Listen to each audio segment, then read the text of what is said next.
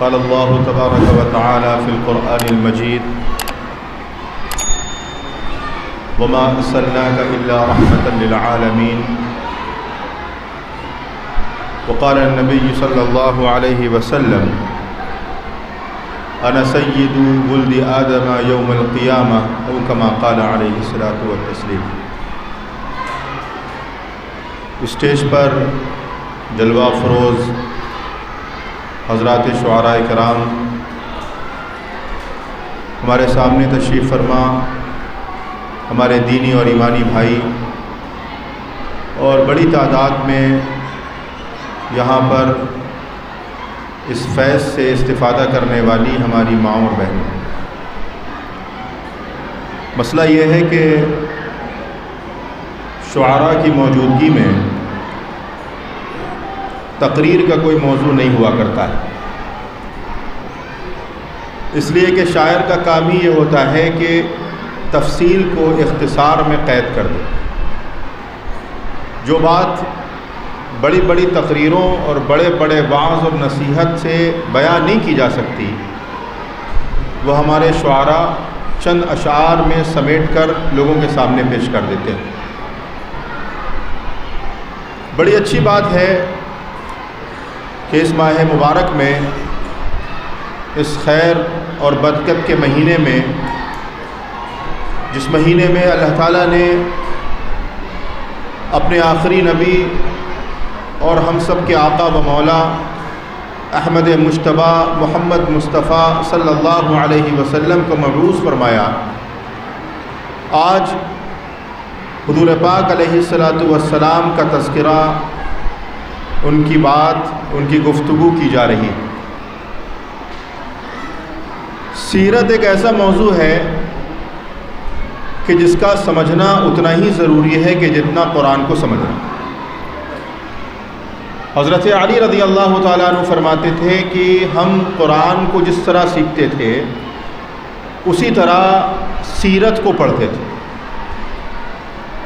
کیونکہ سیرت کو سمجھے بغیر اور سیرت کا مطالعہ کیے بغیر نہ تو ہم قرآن کو سمجھ سکتے ہیں، نہ کسی حدیث کو سمجھ سکتے ہیں، اور نہ کسی مسئلے کا استنباط کر سکتے ہیں۔ اسی لیے سیرت جو ہے وہ ایک اہم موضوع ہے اسلام کا، اور سیرت کا جاننا، سیرت کا سمجھنا، سیرت کا مطالعہ کرنا یہ صرف شعراء کا یا علماء کا کام نہیں ہے، بلکہ ہر اس فرد کا کام ہے، ہر اس شخص کا کام ہے کہ جس نے کلمہ لا الہ الا اللہ محمد الرسول اللہ پڑھا ہے، اور جو حضور پاک علیہ الصلاۃ والسلام سے اپنی سچی محبت کا دعویٰ کرتا ہے۔ سیرت کے بہت موضوع ہیں، زندگی کا ہر شعبہ سیرت کے اندر محیط ہے۔ سیرت نے تمام زندگی کے شعبوں کو اپنے دائرے میں لیا ہوا ہے، لیکن آج جو میں نے آنے کے بعد یہاں کا ماحول دیکھا، یہاں کا نظام دیکھا، اور ہمارے بڑے بھائی کہیں، ہمارے مشفق کہیں، خلیل اختر صاحب سے میں نے پوچھا کہ یہ جو سلسلہ جاری ہے تقریباً 1 ربیع الاول سے اور 11 ربیع الاول تک چلے گا، کیا یہ مسلسل روزانہ جاری رہتا ہے؟ تو انہوں نے کہا ہاں، یہ مسلسل اور روزانہ جاری رہتا ہے 11 ربیع الاول تک، اور شاید 12 ربیع الاول کو کوئی دوسرا پروگرام ہوتا ہے جس میں لوگوں کو کچھ نہ کچھ تقسیم کرنے کا اور ان کی مدد اور خدمت کرنے کا ایک طریقہ کار اختیار کیا جاتا ہے۔ دیکھیں، ہم سب یہاں بیٹھے ہیں، اگر ہم سے پوچھا جائے کہ ہمارا رازق کون ہے تو ہم کہیں گے اللہ رب العزت۔ ہمیں روزی کون دیتا ہے؟ اللہ رب العزت۔ ہمیں کھلاتا کون ہے؟ ہمیں پہناتا کون ہے؟ ہمیں شفا کون دیتا ہے؟ ہمیں روزی کون عطا کرتا ہے؟ تو ہر وہ شخص جو صاحب ایمان ہے، جس کا ایمان ہے کلمہ لا الہ الا اللہ پر، وہ کہے گا کہ ہمیں روزی، ہمیں رزق، ہمیں ہر طریقے کی ضروریات جو ہمیں پہنچاتا ہے اور ہماری پوری کرتا ہے وہ اللہ رب العزت۔ لیکن اگر کوئی یہ کہے کہ اللہ بھی کسی کا محتاج ہوتا ہے، اللہ کو بھی بھوک لگتی ہے، اللہ بھی ہم سے روزی کا مطالبہ کرتا ہے، یا اللہ بھی چاہتا ہے کہ ہم اس کو کھانا کھلائیں، ہم اسے کپڑا پہنائیں، ہم اس کی قسم پرسی کریں تو لوگ تعجب کریں گے کہ یہ کیسے ممکن ہے کہ اللہ جو پوری دنیا کا رب ہے، پورے عالم کا رب ہے، جس نے ہر شے کو پیدا کیا، وہ بندے سے کیسے مطالبہ کر سکتا ہے کہ وہ بندہ اللہ کو کھانا کھلائے، بندہ اللہ کو رزق دے، بندہ اللہ کی ضرورت پوری کرے؟ نہیں، میں آپ کو بتاتا ہوں، ایک حدیث ہے جو میرے ذہن میں اس وقت آئی جب میں یہاں داخل ہوا۔ ایک حدیث قدسی میں رسول پاک نے فرمایا کہ روز محشر میں اللہ تعالیٰ بندے سے کہے گا، اے میرے بندے، میں بھوکا تھا، تو نے مجھے کھانا کیوں نہیں کھلایا؟ اے میرے بندے، میں پیاسا تھا، تو نے مجھے پانی کیوں نہیں پلایا؟ اے میرے بندے، میں محتاج تھا، تو نے مجھے میری ضرورت پوری کیوں نہیں کی؟ اے میرے بندے، بیمار تھا، تو نے میری عیادت کیوں نہیں کی؟ بندہ کہے گا، اے اللہ، تو تو سب کو شفا دینے والا ہے، تو تو سب کو روزی دینے والا ہے، تو کیسے بھوکا ہو سکتا ہے؟ تو کیسے پیاسا ہو سکتا ہے؟ تجھے کیسے بیماری لاحق ہو سکتی ہے؟ اللہ کہیں گے، اے میرے بندے، تو یاد کر کہ تیرا فلاں بھائی اور میرا فلاں بندہ بیمار تھا، اس کو تیری ضرورت تھی، یا وہ بھوکا پیاسا تھا، اسے تجھ سے کچھ مدد کی ضرورت تھی اور تو نے اس کا خیال نہیں رکھا۔ اگر تو اسے کھانا کھلاتا تو مجھے کھانا کھلاتا، اگر تو اسے روزی دیتا، اسے رزق دیتا، کچھ کھلاتا پلاتا تو مجھے کھلاتا، اگر تو اس کی عیادت کرتا، اس کی بیماری میں کچھ مدد کرتا تو گویا میری عیادت کرتا، اور اگر تو مجھے کپڑا پہناتا تو گویا کہ تو مجھے کپڑا پہناتا۔ تو میرے عزیزوں، بزرگوں، دوستوں، یہ جو خدمت خلق ہے، یہ خدمت خلق نہیں ہے بلکہ اللہ کی خدمت ہے۔ اور آج رحمت للعالمین کی بعثت کا مقصد جو علماء نے بیان فرمایا ہے وہ 3 چیزیں تھیں۔ پہلی چیز کہ ہمارا عقیدہ درست ہو جائے، ہم اس بات کو کہنے والے بن جائیں کہ موت، زندگی، عزت، ذلت، شفا، مرض، ہر چیز کا مالک اللہ ہے، اللہ ہی جلاتا ہے، اللہ ہی مارتا ہے، اللہ ہی عزت دیتا ہے، اللہ ہی رزق دیتا ہے، اس کے علاوہ کوئی نہیں دیتا۔ اور دوسرا کام یہ کہ ہم اللہ کی عبادت کریں، اللہ کے لیے نماز پڑھیں، اللہ کے لیے روزہ رکھیں۔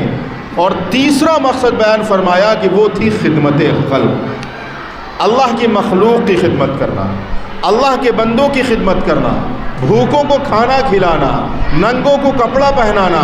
غریبوں کی، محتاجوں کی قسم پرسی کرنا۔ یہ میرے نبی صلی اللہ علیہ وسلم کی بعثت کا مقصد تھا۔ تو آج قابل مبارکباد ہیں وہ حضرات کہ جنہوں نے نبی کی بعثت کے اس اہم مقصد کو سمجھا ہے، اور یہ جو دسترخوان عام کیا کہ جس میں چھوٹے بھی ہیں، بڑے بھی ہیں، اعلیٰ بھی ہیں، ادنا بھی ہیں، غریب بھی ہیں، امیر بھی ہیں، سب آ کر استفادہ کر رہے ہیں۔ لوگ آج جہاں پر ایک ایک روٹی کے محتاج ہیں، کوئی کسی کا پرسان حال نہیں ہے، اگر کوئی بغل میں بیمار ہے تو پڑوسی کا اس کا خیال نہیں، آج اگر کوئی غریب ہے تو لوگوں کو اس کی فکر نہیں کہ اس کی غریبی میں مدد کی جائے۔ بہرحال یہ نہایت اہم موقع ہے کہ آج اس جگہ سے رحمت للعالمین کے اس درس کو